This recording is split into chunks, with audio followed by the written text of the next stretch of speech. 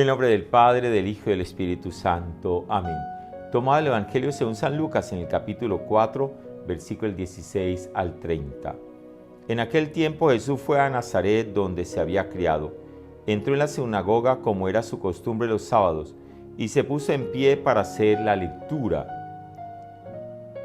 Le entregaron el rollo del profeta Isaías, y desenrollándolo, encontró el pasaje donde estaba escrito: El Espíritu del Señor está sobre mí, porque Él me ha ungido. Me ha enviado a evangelizar a los pobres, a proclamar a los cautivos la libertad y a los ciegos la vista, a poner libertad a los oprimidos, a proclamar el año de gracia del Señor. Y enrollando el rollo y desenvolviéndolo, al que le ayudaba se sentó. Toda la sinagoga tenía los ojos fijos en él, y él comenzó a decirles: Hoy se ha cumplido esta escritura que acaban de oír. Y todos le expresaban su aprobación y se admiraban de las palabras de gracia que salían de su boca. Y decía: ¿No es este el hijo de José? Pero Jesús les dijo: Sin duda me dirán aquel refrán: Médico, cúrate a ti mismo.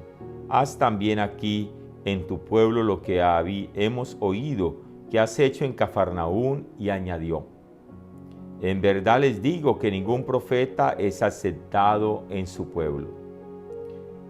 Puedo asegurarles que en Israel había muchas viudas en los días de Elías, cuando estuvo cerrado el cielo 3 años y 6 meses, y hubo una gran hambre en todo el país. Sin embargo, a ninguna de ellas fue enviado Elías, sino a una viuda de Sarepta, en el territorio de Sidón. Y muchos leprosos había en Israel en tiempo del profeta Eliseo. Sin embargo, ninguno de ellos fue curado, sino Naamán el sirio. Al oír esto, todos en la sinagoga se pusieron furiosos y levantándose, lo echaron del pueblo y lo llevaron hasta un precipicio del monte sobre el que estaba edificado su pueblo, con intención de despeñarlo. Pero Jesús se abrió paso entre ellos y seguía su camino. Palabra del Señor. Amadas parejas, amadas familias y personas, miramos hoy el Evangelio con el título El Hijo de José. Recuerden que a cada uno nos colocan un rótulo, ¿no? Cuando nos quieren tachar, cuando nos quieren señalar, siempre buscamos un rótulo contra la persona. Así hagamos el bien, ¿no? Y miramos en primer lugar, Jesús vuelve a Nazaret, donde se había criado, en medio de su pueblo, después de que ha recorrido muchas regiones alrededor y ha hecho muchos milagros.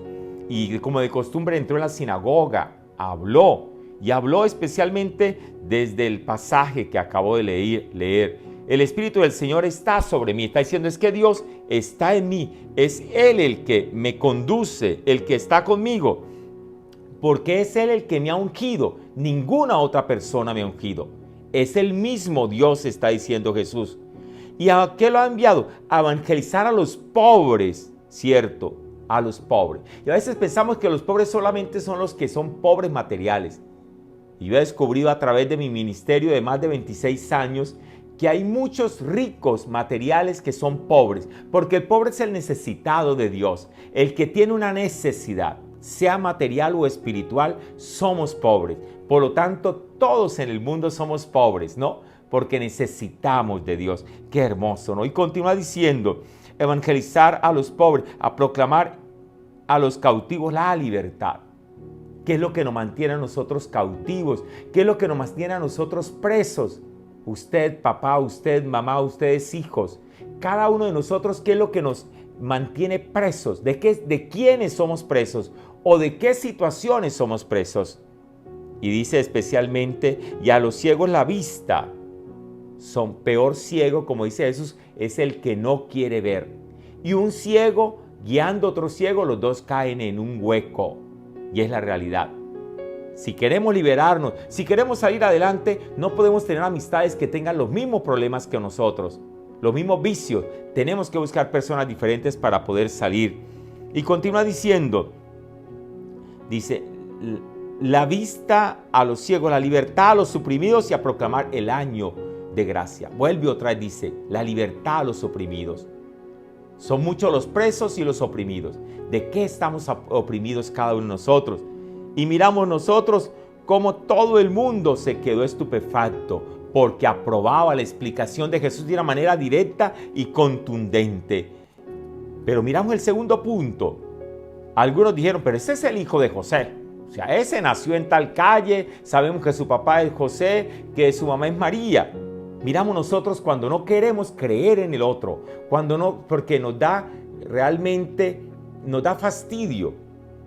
Decía especialmente Felipe Arias, hoy quiero saludar muy especialmente a todos los jóvenes Emaús en sus 10 años. Decía Felipe Arias que cuando hay una persona que tiene luz, que brilla, ¿no?, en la oscuridad, encandila a los demás. Es el reflejo de hoy, ¿no? A veces las personas que son sobresalientes encandilan a los demás y por lo tanto los demás les molesta que brille, ¿no? En el fondo es la envidia, en el fondo es el resentimiento, ¿no? Y miramos nosotros aquí cómo especialmente le decía, médico, cúrate a ti mismo. Haz también en tu pueblo lo que has hecho en Cafarnaúm.